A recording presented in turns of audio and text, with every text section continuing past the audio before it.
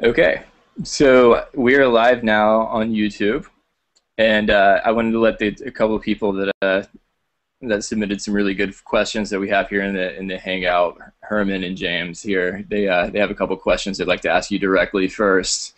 So without further ado, go ahead, James. Thanks a lot. Say, State has a super lush, refined sound more than your recent work. It's really an evolutionary step forward. So we're wondering, what new arrow have you added to your production quiver? I mean, did you find a tool, or is it a way that you use tools, or is it something that you're thinking about as you're doing the production? But there's a real huge leap forward in the refinement on this new record. And I'm wondering, did you discover something that really led to this change? Probably just getting more comfortable with the tools and taking advantage of them in a way that I hadn't before. A lot of the capabilities have been in the software that I used from the beginning, but it wasn't until now that I thought I should, bang on it with any degree of vigor, and a lot of that has to do with the greater evolution of sound production from something that was very expensive and prohibitive down to something very accessible, software and hardware that pretty much will work with any conventional laptop. Do you mean, though, also that the software is becoming more in line with the way you think about it? Because your workflow, obviously, the tools have to fit into it, otherwise you have to stop and go over and learn the tool and come back. Your collection is bigger, your vocabulary is deeper, therefore your crystalline sound is becoming more crystalline? Well, I was a kind of a Pro Tools guy for a while, not necessarily out of a great desire to go digital, but because everything was sort of evolving that way, and of the alternatives available, Pro Tools was relatively more accessible and relatively less expensive. But I've been migrating ever since over to a program called Reason, which has a very old-fashioned metaphor to it. Everything looks literally like a piece of rack equipment. As a matter of fact, it all has to be designed to fit that sort of normal rack mount form factor, and it uses patch cords that look like real patch cords, so you flip the rack around and plug stuff in kind of any way that you normally would with regular hardware. So yeah, I'm very comfortable with that metaphor, growing ever more comfortable with it, and because of the power of the laptop that I have now, there's no restrictions such as having to use a desktop computer with all kinds of souped-up innards. I can get everything I need just with a laptop. And no oxide. Excellent. Thank you very much. Great answer. Do you have any tips on grilling papaya? We're about to do that tonight. I'll throw that in there. What did you say about papayas? We're about to grill some. I was wondering if you had any tips. I'm sorry to go over my time. I'm sorry. I think it broke up a little bit, so I didn't get the whole question. That's okay. I appreciate your time. Thank you very much. Oh, no problem. Thank you. Don't you love this? All right, Herman, you ready? Are you ready to ask your question? Herman, are you there? He's left. He's here. He's here.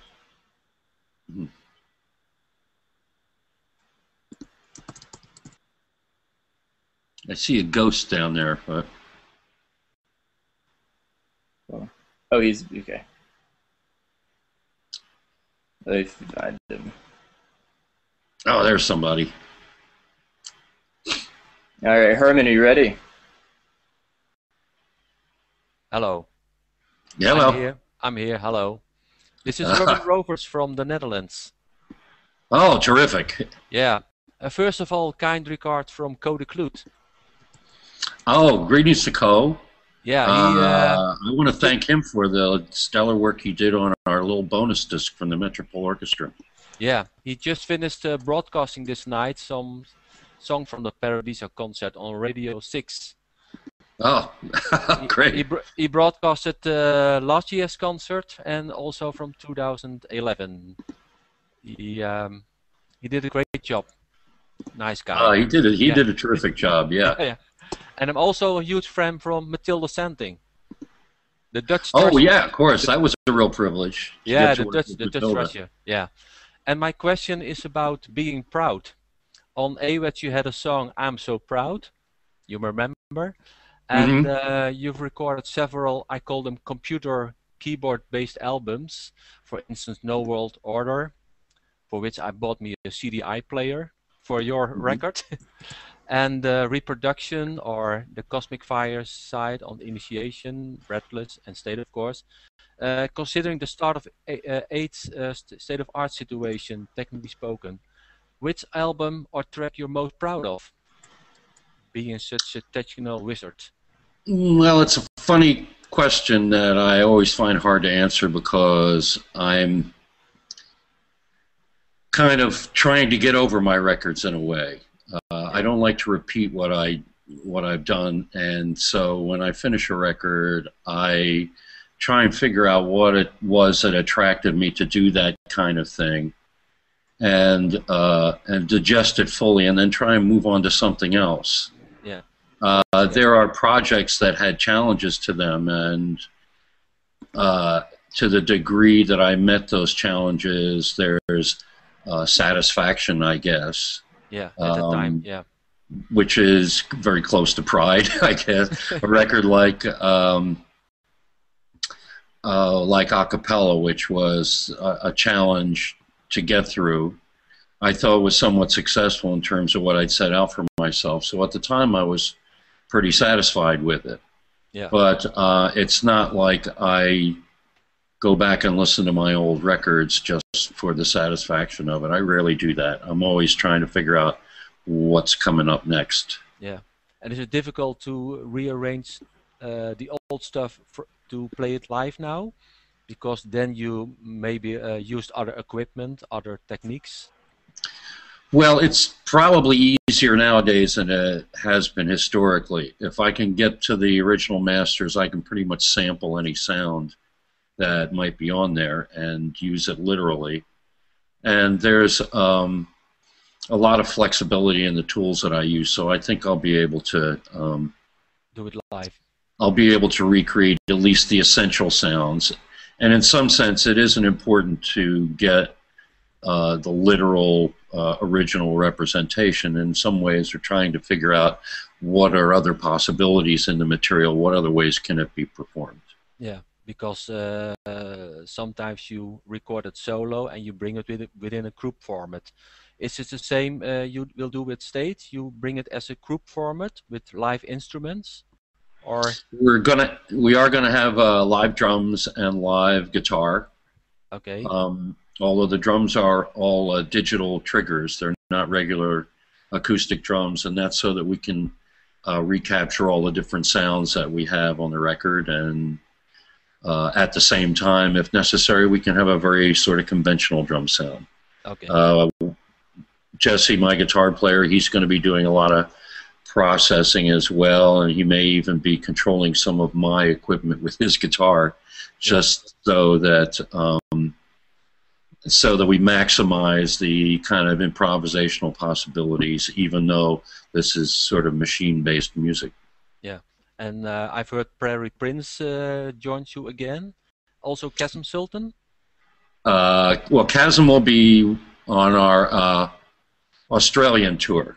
The State tour is just the three of us, me and Jesse and Prairie. Okay.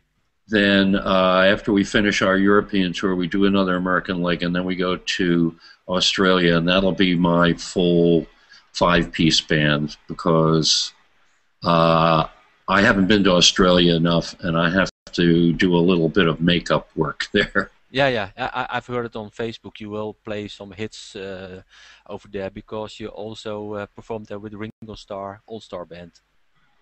Yeah, and that was a great sort of advantage. That almost led directly to the tour that I'm doing in July. Yeah. So was very kind of gratified that that people are paying attention to what I'm doing down there. You know, probably should have gone on tour in the late 70s or early 80s when I apparently had a hit record there, but nobody told me. Okay. And you will, for the first time, you will visit South America. Yeah, I hope so.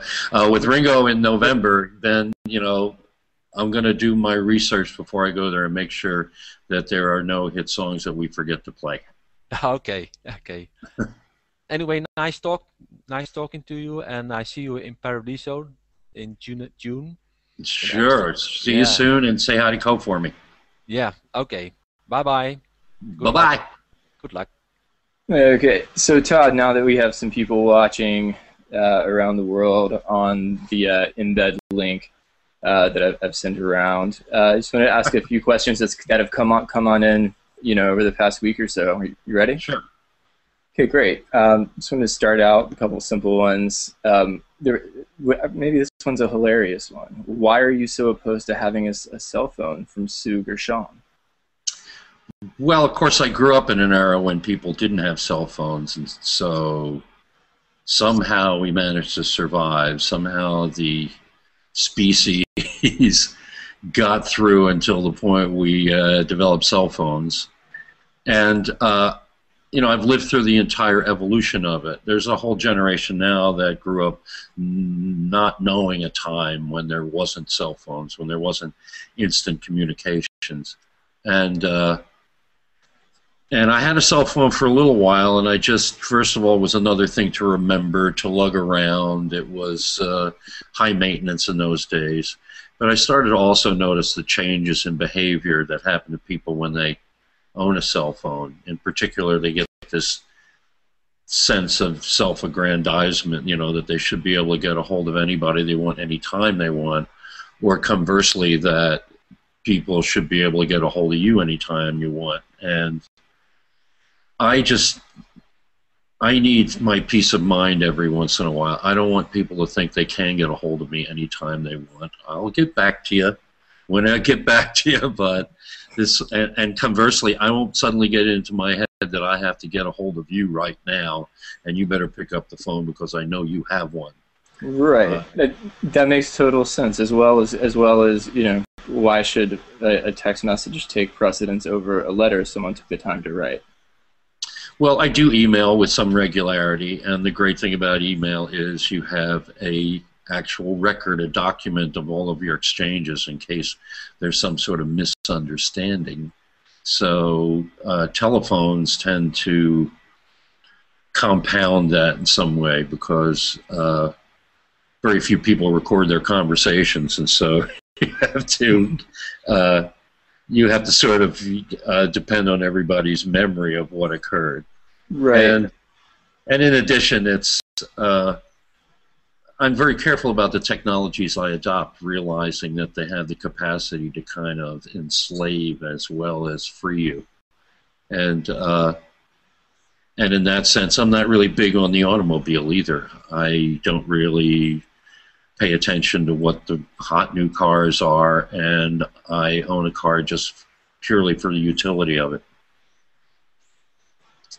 Wow. So we also have, this is a very interesting question. I think it's from an Oz Cavers. Do you remember working at IBC Studios 1970-ish? You used a small Studio 2 on the second floor. This person says he has the upright piano and wants to know if you want it. The upright piano from IBC Studios. Now, what does IBC stand for?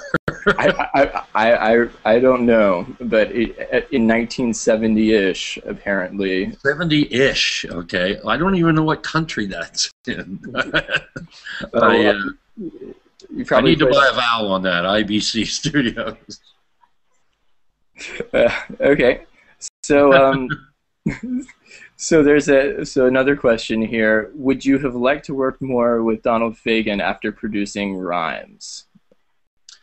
Donald and I got along pretty well, so I think it was probably a possibility. But he was out here in Kauai. He spent actually quite a bit of time out here, and finally kind of decided he was ready to go back east. And so when he did that, which was not too long after we worked together, that kind of put an end to the proximity that enabled our working relationship. Plus, it was just a little idea that he had that he wanted to try, and I was around. But I don't think that it was enough to make a foundation for our ongoing sort of musical exploration. But I did enjoy working with him. We had fun together. That's great. That's great. Vinny wants to know that since you were the, and I don't know if this is actually true, but he says, since you were the first artist to tour with computers, do you consider yourself a pioneer or a groundbreaker? What computers will you be using during the state tour?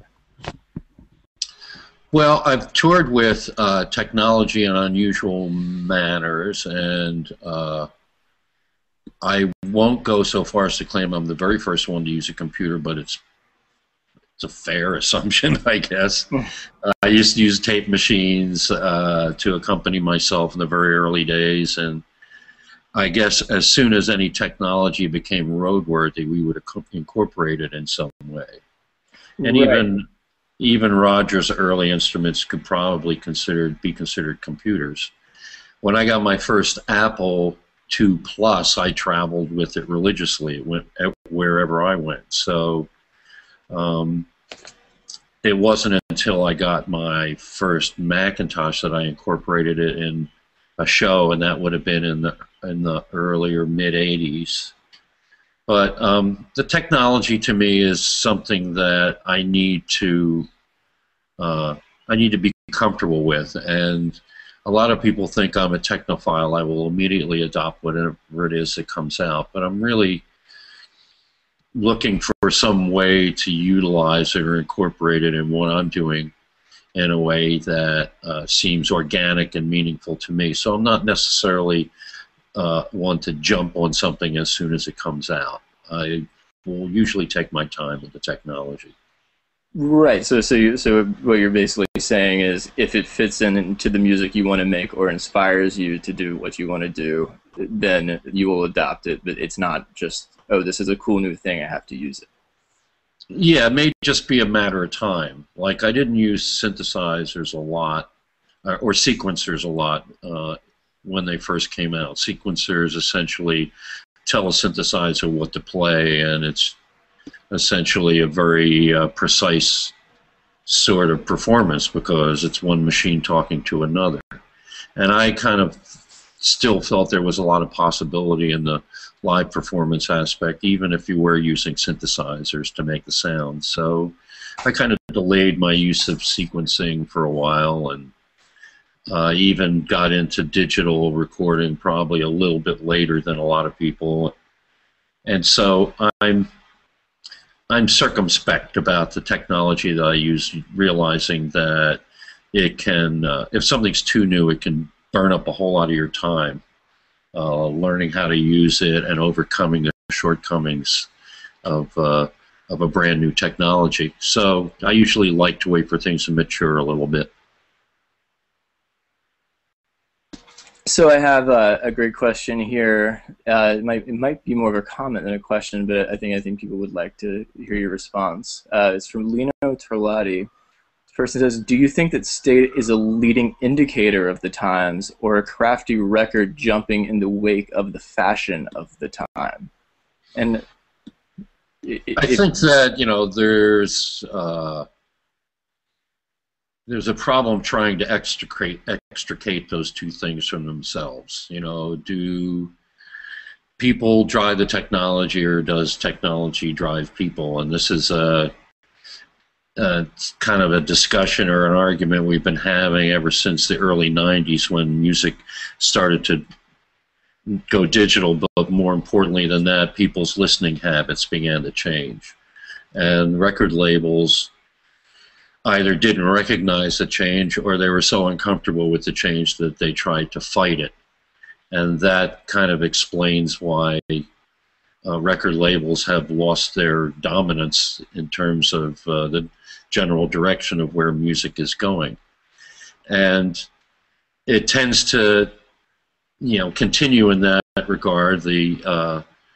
As I say, the laptop has become a much more accessible thing, the laptop studio in particular, and now there's a whole generation of musicians who have never played with anyone else. They just work entirely on their laptops.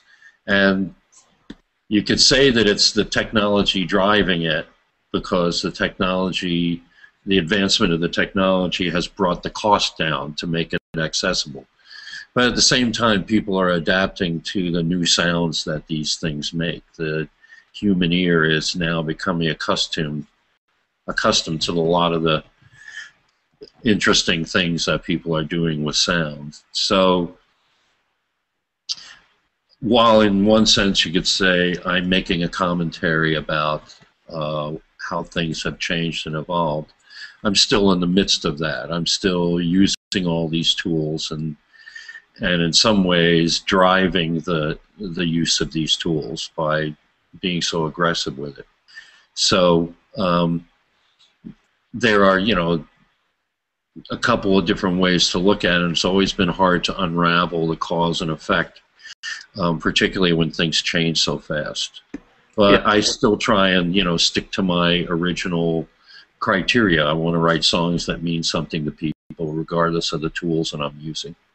That makes a whole lot of sense, and it kind of leads into this next question from someone named John Rice. He says, would it be possible to have the same opportunities today as you had in your day as a young musician? Which to me is an interesting question to ask.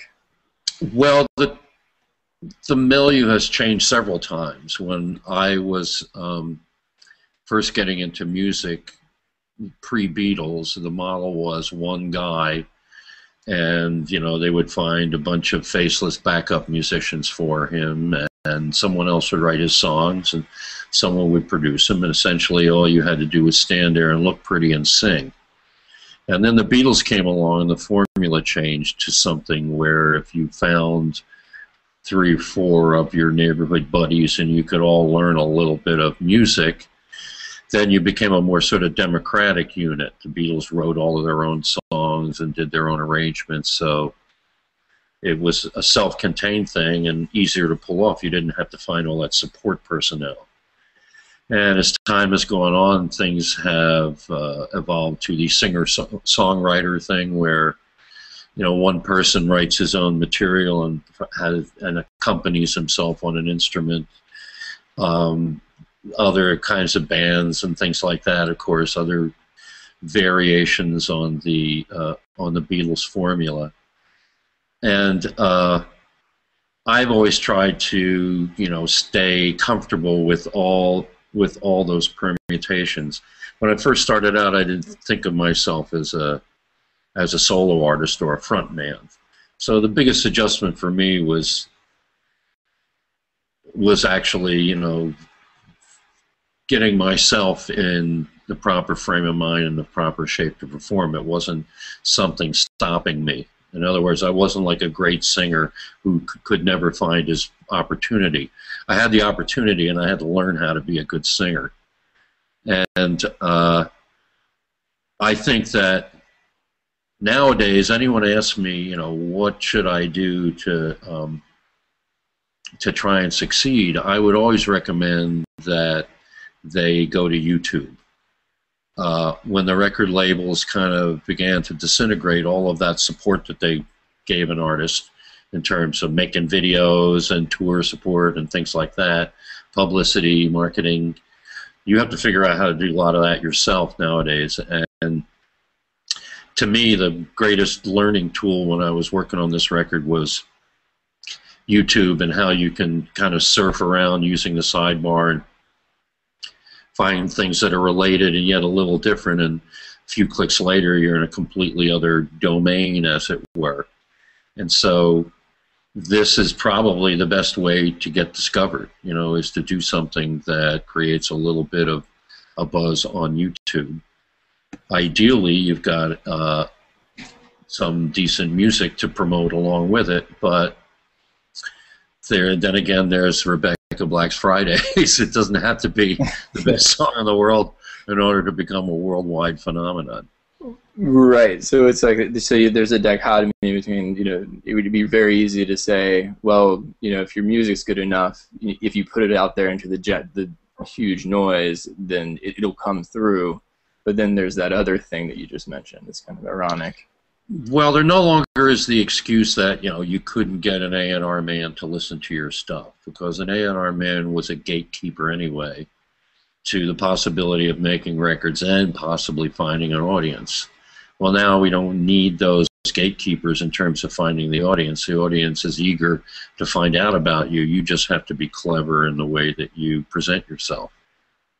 Right, that makes a lot of sense. So, this actually kind of segues into another question from Lisa Paul. It says, "Hi Todd, what do you think about having an album on the Billboard Dance/Electronic chart? Or do you think much about it at all?" Would be mine. Well, having an album on any sort of chart lately is a refreshing experience, I guess you could call it. Yeah, I was surprised when I heard it. Almost didn't believe it.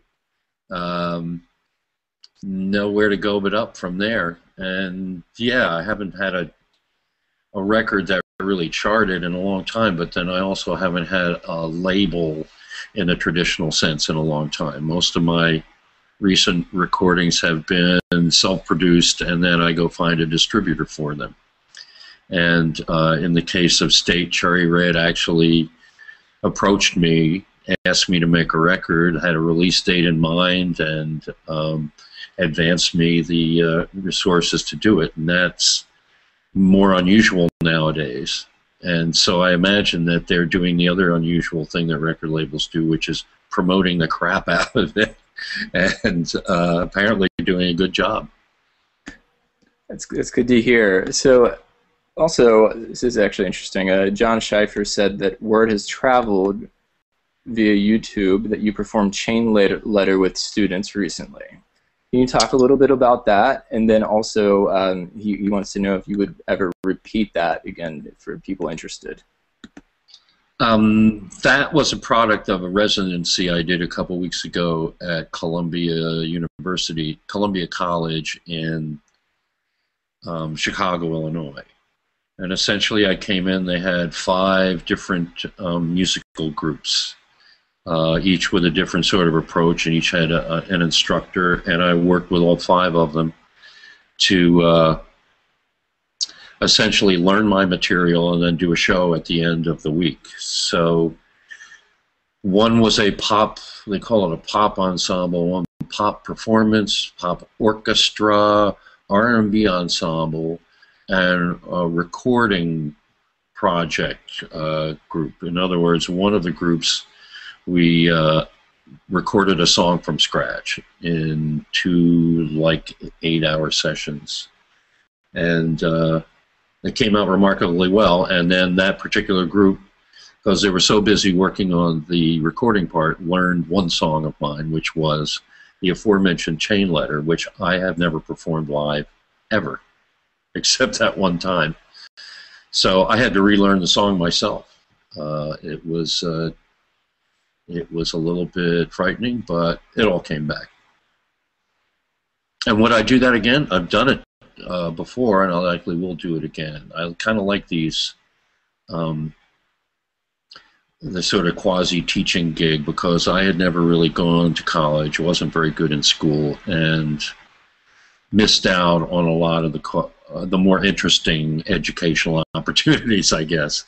So I was a guest professor at Indiana University and got to be on a real, college campus. And here I got to work at a real music school. And yeah, I would definitely do that again.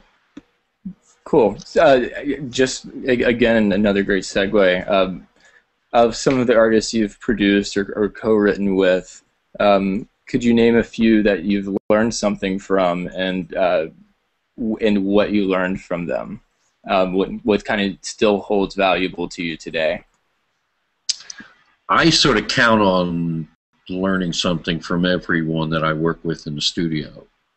To some degree, it's a basis upon which I would choose one act over another.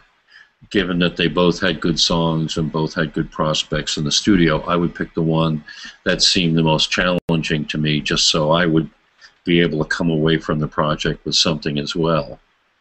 And often what I get more than anything else is the sensibility of the artist. I have to learn what it is that they're going for in the studio, which isn't necessarily the thing that I would naturally go for.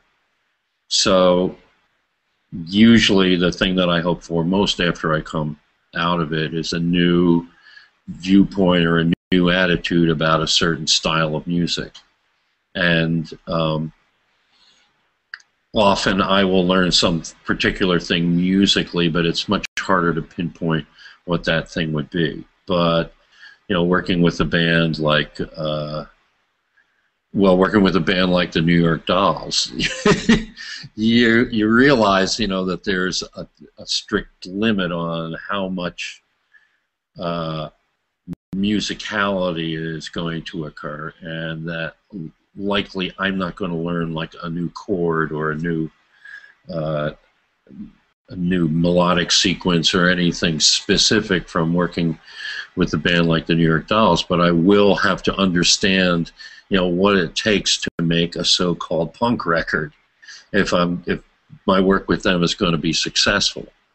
So it isn't always a strictly musical thing, but it is often, you know, a sensibility that rubs off on you that helps you understand the broader picture of music. Cool. So I'll wind down a little bit and ask probably a pretty generic question. That there's a lot of them here. Have you heard anything recently that you kind of took a second and said, "Huh, that's really, really good"? And how often does that happen for you these days? It happens relatively often. Like I said, I did a lot of research for the record, and most of that was on YouTube because everything is kind of collected in one place. I did a little research also with, I'm a Rhapsody subscriber. I like Rhapsody because you can kind of listen to anything without worrying about paying $1 for it. And surprisingly, you find a lot of things that are a new, unique approach to hearing things. A lot of it sometimes is a weird latter-day collision of almost movie soundtracks and sound effects, along with more or less conventional rhythms, and also a lot of singers whose approach I find some sympathy with. Somebody like Frank Ocean, who's singing a form of R&B in which you don't beat it to death, and that sort of appeals to me more than somebody like Beyonce, you know, who's just up in your face and yodeling and shoving it all down your throat all the time. I'm an old fan of R&B, and it's hard to remain a fan sometimes when people tend to maul the genre so badly. So anytime, you know, I hear someone whose vocal approach still contains, you know, the necessary amount of emotion, but they don't have to strangle a song to death, you know, I have an appreciation for that. That's really interesting. And so if there's anything that, you know, maybe hasn't been written about State, or anything that, you know, people don't know yet about the tour, any surprises on the tour coming up, is there anything that, as you're taking some relaxing time, is there anything going into the next, basically the summer, that you think would be interesting or important for your fans and other people tuning in to know? Well, they always want me to plug Todd Stock. I know that. Our little event, which will be down in Louisiana, about an hour outside of New Orleans, at a plantation called the Nottoway Resort. And It's just essentially a chance for me and my fans to get together and have a party for a week. It's my birthday week. I'll be doing a private show for everyone at the end of that week, and we don't have a strict agenda. The agenda is just to all get together and entertain each other for a week, and it's based on an event we had on my 60th birthday. I'll be turning 65 this year, so come on down. Great. Anything you want to know, the tour schedule and stuff, that's usually at toddstore.com. Anyone want any sort of fan interaction and fan information, which is usually the most copious and interesting, that you go to the trconnection.com. And then there's tr-i.com, which is just my biographical site, which doesn't have any sales pitch or nothing on it.